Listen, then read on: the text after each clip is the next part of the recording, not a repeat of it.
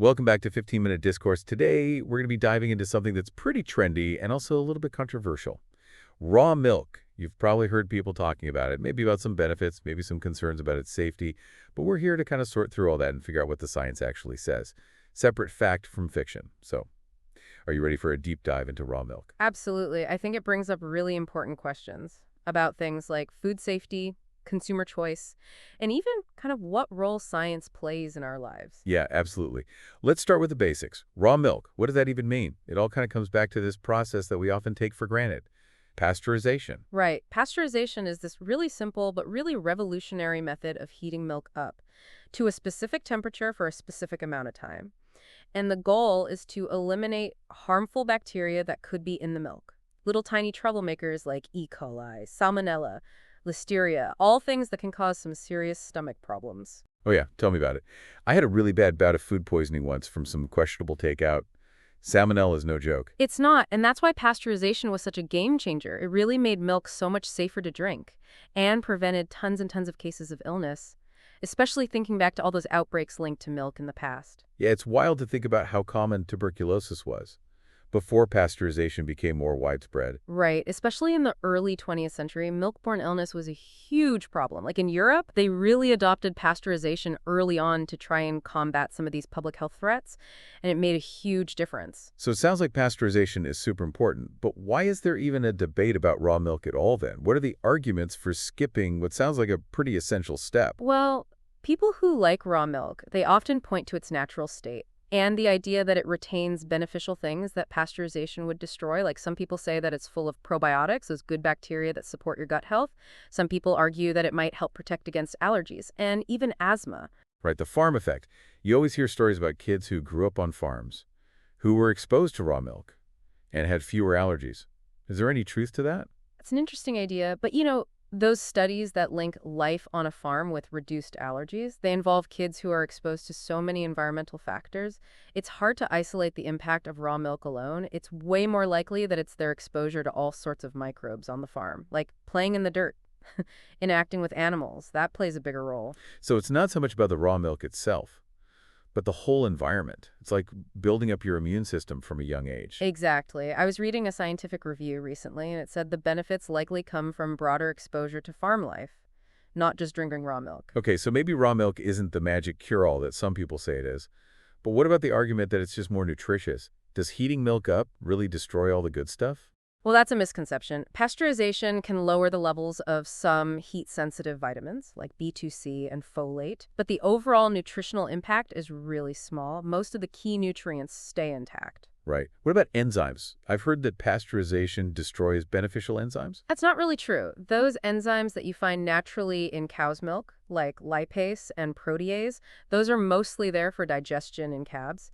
And our digestive systems break down those enzymes anyway, whether the milk has been pasteurized or not. Right. It's like we have our own set of tools to digest things. We don't need to borrow the cows. Exactly. It's like how human breast milk, which is nature's perfect food for babies, right, contains a specific lipase called BSSL, which is essential for fat digestion in infants. But that enzyme isn't found in cow's milk, whether it's raw or pasteurized. So no need to worry about missing out on any special enzymes by choosing pasteurized milk. But let's talk about the big thing when it comes to raw milk. Safety. How risky is it really? That's an important point, and that's where the science is really clear. Raw milk can have harmful bacteria, and often does, and these pathogens can cause a whole range of illnesses, from mild stomach upset to severe infections, and that can even be life-threatening, especially for people who are more vulnerable, like young kids, pregnant women, people with weakened immune systems. And it's not just a theoretical risk, right? I remember reading about a Campylobacter outbreak a while back that was linked to raw milk. Yeah, and Campylobacter, for those who don't know, can cause food poisoning, with symptoms like diarrhea, cramping, fever. It's not fun.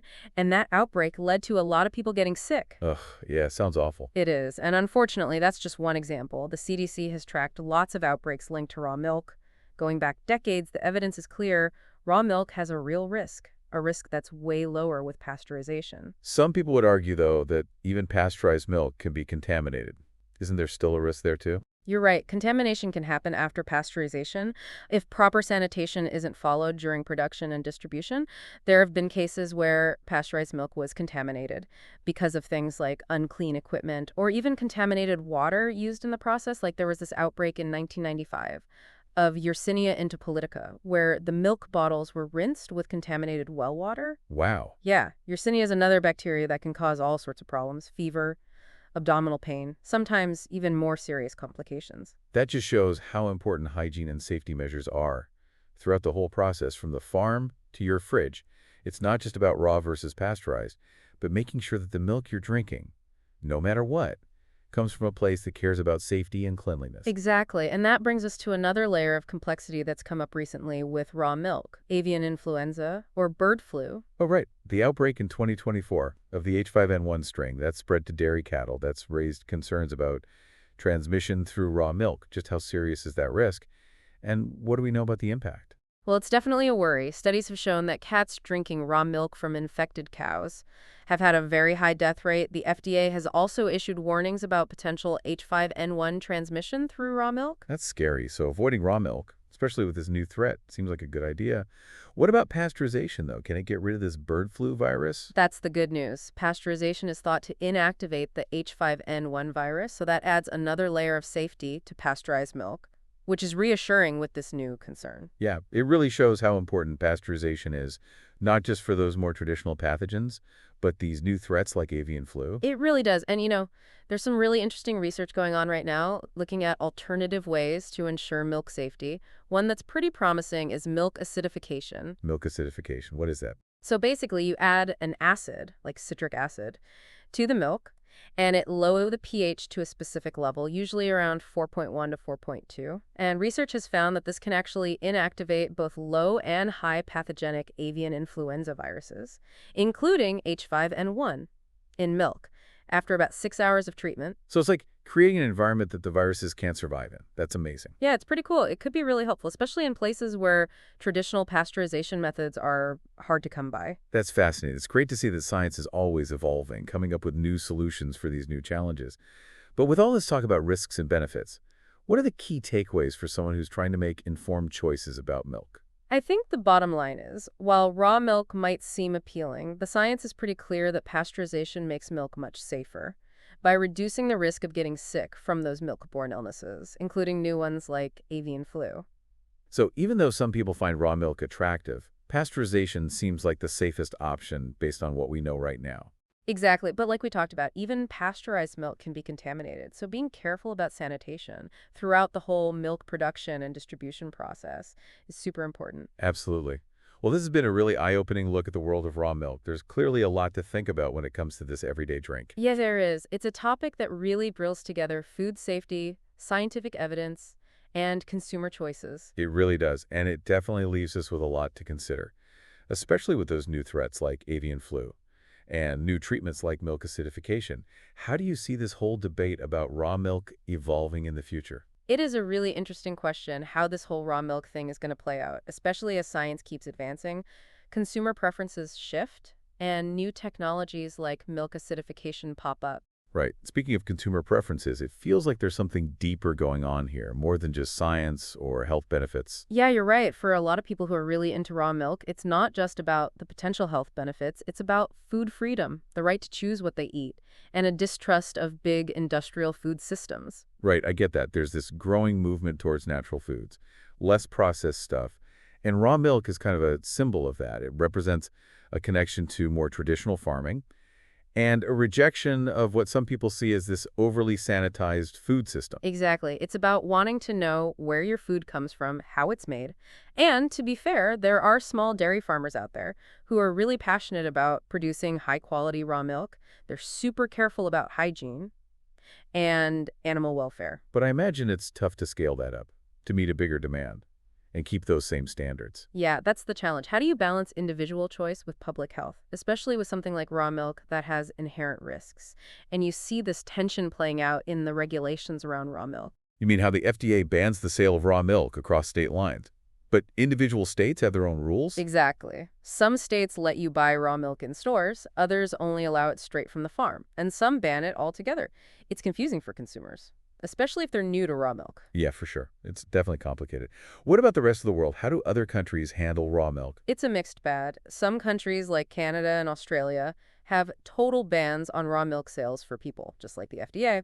Others, especially in Europe, are more relaxed. They allow sales, but with strict rules about hygiene and monitoring. So it's a global issue, with different countries trying to figure out the risks and benefits and ending up with different regulations. But no matter where you stand on the raw milk debate, we can all agree that safe food handling at home is important. Absolutely. Whether you're drinking raw milk or pasteurized milk, storing it properly, keeping things clean, following those basic food safety rules is crucial to prevent getting sick. You're right. Those simple things are easy to forget, but they can make a big difference. And going back to the raw milk debate, science is always evolving, and it's shaping our understanding of this topic. Definitely. While we don't have a lot of evidence yet for some of the claimed benefits of raw milk, scientists are looking into some cool things, like the specific makeup of raw milk and how different farming methods affect its quality. And there's a lot of interest in the role of those microbes in raw milk and how they relate to the human microbiome, all those microorganisms that live inside us. It's a really exciting field, and I'm curious to see what future research tells us about raw milk. That's what's great about science. It's a constant process of discovery, questioning, refining our knowledge, sometimes even changing what we thought we knew. Right. It shows that even with something as basic as milk, there's always more to learn. One thing we haven't talked about yet is the economics of raw milk. Oh yeah, that's an interesting angle. For small dairy farmers, raw milk can be a way to diversify their income, connect directly with customers, and often charge a higher price because they're tapping into that market that values natural foods, tradition, and that connects to the farm. But I bet there are extra costs, too, to meet those strict safety rules that come with raw milk production. Definitely. Things like special equipment, frequent testing, more labor, it all adds up. And then there's the potential cost of outbreaks. If people get sick from raw milk, that can be really damaging, not just for the people who get sick, but for the whole dairy industry. Right. Think about the legal issues, the damage to a farm's reputation, losing the trust of consumers, all because of an outbreak. That can really hurt the raw milk business. Yeah, exactly. It's important to remember that the dairy industry is complex. You have small family farms, big processing plants, and everything in between. Changes in regulations or consumer demand for raw milk can affect the whole system, creating new opportunities but also new problems. It's a reminder that food choices aren't made in a vacuum. They affect the economy, society. It's all connected. You're absolutely right. And that brings us back to why we're doing this deep dive, to give you a deeper understanding of this complex topic. It's not about being for or against raw milk. It's about giving you the knowledge to make your own choices, choices that fit with your values and priorities. Exactly. We've talked about the science, the risks, the possible benefits, the regulations, even the economics. In the end, it's up to each person to decide whether or not to drink raw milk. And that decision should be made with a clear understanding of all the different factors involved. I think we've done a good job of giving people the information they need to think about this issue carefully. I think so too. Before we wrap up, I want to go back to something you said earlier about food freedom. It's such a powerful idea, and it's relevant to more than just raw milk. It is. Food freedom is often seen as the right to choose what you eat, without the government or big companies telling you what to do. It's about having lots of different food options and being able to choose what aligns with your beliefs and values. It sounds simple, but it gets complicated when you bring in things like food safety, sustainability, and the economics of our food system. Right. How do you balance individual freedom with what's good for everyone? That's a tough question. And food makes it even trickier, like the debate about GMOs. Some people believe they should be able to choose GMO-free foods, while others think GMOs are safe and necessary to feed the world. Yeah. It's another example of how food choices are tied to our beliefs, our culture, our values, and it shows how important it is to talk about these things and try to understand each other, especially when we disagree. I agree, and I think this leads perfectly into our final thought for today. We've been talking about raw milk, but the bigger message is this. Food choices aren't simple. They're connected to culture, ethics, even philosophy. It's about more than just the nutrients in what we eat. Right. It's about understanding how our food system works, from the farmers who grow our food, to the policies that control how we get it, to the choices we make every day. Food is more than just something that keeps us alive. It's a reflection of our values, our relationship with nature, and our place in the world. That's a great way to put it. As we finish up this deep dive, I want you all to think about your own food choices. What influences them? And how do they contribute to creating a better food future? One that's fair, sustainable, and delicious. That's a great message. Before we sign off, there's one more aspect of the raw milk conversation that we should touch on: animal welfare. Oh, yeah, that's an important part of this, too. The well-being of the animals that produce milk is essential, whether it's raw milk or pasteurized milk. For sure. And there are different opinions on whether raw milk production is better for animal welfare. Some people say that smaller raw milk dairies are more likely to care about their animals because they're smaller and have a closer connection to their customers. It's possible smaller farms might have more flexibility to do things differently, and that direct connection with consumers might make them more accountable. But size isn't everything. Lots of large conventional dairy farms are also improving animal welfare. That's true. And on the other hand, some small raw milk farms might not be able to implement those ideal practices for various reasons. So it's not a clear-cut issue. There are good and bad examples on both sides. When it comes to animal welfare, consumers who care about this really need to do their research and support farms that align with their values, whether those farms sell raw or pasteurized milk. Absolutely. Transparency is key. Consumers should know how the animals are being treated. That's where things like certifications and farm audits come in. They give us more information and help us support ethical and sustainable practices. Exactly. And like we've seen throughout this deep dive, informed choices are so important when it comes to raw milk. It's about understanding the science, the risks, the potential benefits, thinking about the ethics, and making choices that fit with our own values and priorities. I couldn't have said it better myself. There's no right or wrong answer here. What matters is that we approach this conversation thoughtfully, with respect, and a willingness to learn and adapt as we get more information. I totally agree. Well, I think it's time to wrap up our exploration of raw milk. We've covered a lot, from the history of pasteurization to the latest research on avian flu and milk acidification. We've even touched on some of the ethical, economic, and even philosophical aspects of this drink. It's been a journey. And as always, we've only just scratched the surface. There's so much more to learn about milk, our food systems, and the choices we make. Right, but for now, I think we've squeezed all the juice out of this topic. So I want to leave you with this thought. The next time you pour yourself a glass of milk, whether it's raw or pasteurized, think about all the things that went into getting it to you: the science, the history, the ethics, the economics, and your own personal values. That's a great way to end our conversation.